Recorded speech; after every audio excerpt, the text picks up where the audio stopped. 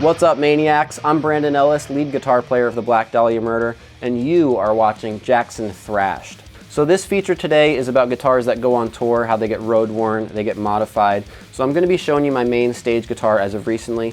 This is my Jackson Custom Shop 27 fret Kelly, master built by Joe Williams. So this is the first Kelly to have been made with 27 frets. It's my honor to be able to say that. I've always been really fascinated with guitars with more than 24 frets. You know, it started out as just this like kind of childish, like, oh, I've got more frets to shred on than anybody else and nobody will be able to play this solo but me.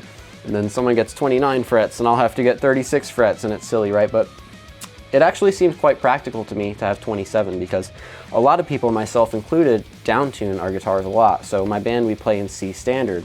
So for me to play solos and get those nice high register guitar notes that I'm used to, they're just on even higher frets than normal. So I actually lose a bunch of frets by tuning down. So I gain them by having 27. I always found myself right up against the 24th fret when putting solos together for my band.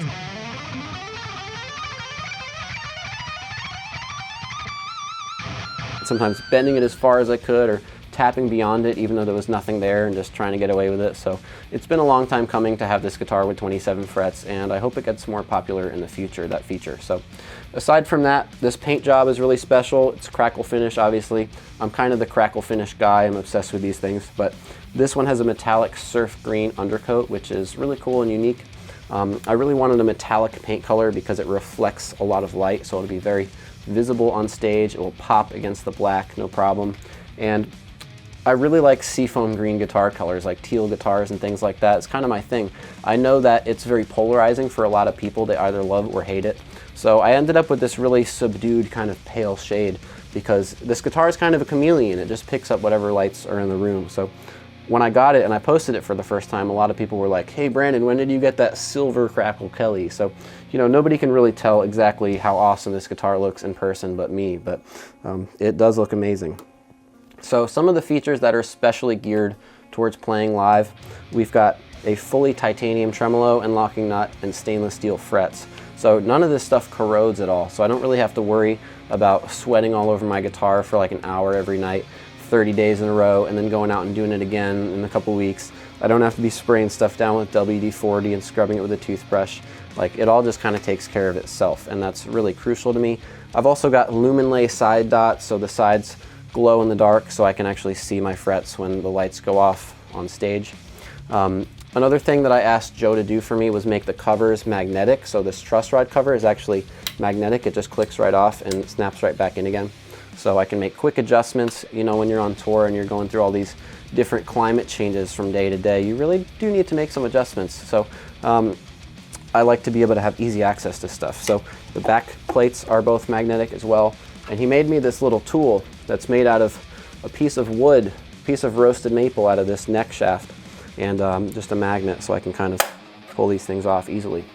But now in here we find the first modification that I've done to this guitar. So it's kind of funny, you order this custom shop guitar exactly to your liking, and then you get new ideas as you go and you kind of do stuff. So I'm always tampering with my stuff, and I've always had that like Eddie Van Halen soup it up kind of attitude about stuff. So this is a Schaller Shore Claw spring replacement, or spring claw replacement. So basically, instead of using a screwdriver to tighten your springs, you can just do it with an Allen wrench. That's all this does. So when you're playing a show and all of your strings go slightly flat and you're like, oh man, I gotta fine tune all 6 of these strings between songs. I got like 20 seconds to do this.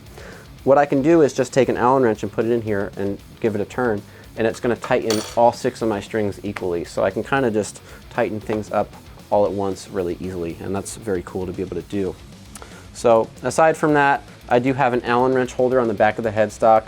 I actually drilled out the hole for the smaller Allen wrench so that it would hold a truss rod Allen wrench. So I've got a wrench for my locking nut, a wrench for my truss rod right here, which is pretty cool. Cosmetically, I changed these tuner buttons to be chrome and the nuts on front, so it's kind of black on silver, the same way that the locking nut looks, so just to kind of match that aesthetic. Titanium knob.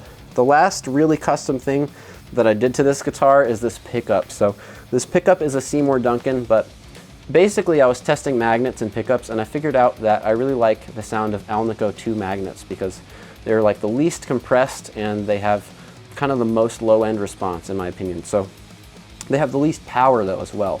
So if you want to get output out of it, you have higher output coils. But higher output coils get darker the more you wind them. So what I did is I took one coil from a parallel axis distortion and one coil from a Crazy 8. So two different pickups, put their coils together. And when there's a mismatch like that, the hum cancellation doesn't work 100%, and it lets a little bit more treble into the signal, so you can kind of brighten up a pickup like that. So I've got this really unique pickup in here that I just kind of Frankenstein together here in my laboratory. It's not available. I hope that one day it might be, but for now it's just one of those kind of Eddie Van Halen soup it up kind of inventions, right? So that's what I've got going on in here. As far as damage to this guitar, it's pretty new. I've only taken it on one tour, but one kind of funny thing did actually happen. We were playing a show in Lawrence, Kansas, and the venue we were supposed to play closed down the week we were supposed to play there for like some damage or something happened to it. And we ended up playing at this dive bar called the Bottleneck. And the stage was really sweaty, it got really wet. And I play this solo and I do like a kick after the solo every single night. And I did it and I just wiped out and fell on my back. And I actually broke the screw out of the strap button. So the strap button fell off, my strap fell off, and I had an embedded screw like in the hole, so I couldn't even get it out to fix it. So basically what I ended up doing was just drilling a new strap button in here and painting over where the old one was. So that's the only real battle scar that I've got on this guitar, but I'm sure it'll get more. Luckily the headstock paint is still intact and the tips of the body, but you know, we'll see. We'll see how time tells. But anyways, guys, thank you for joining me. I'm Brandon Ellis of the Black Dahlia Murder. Once again, this has been Jackson Thrashed. Thank you.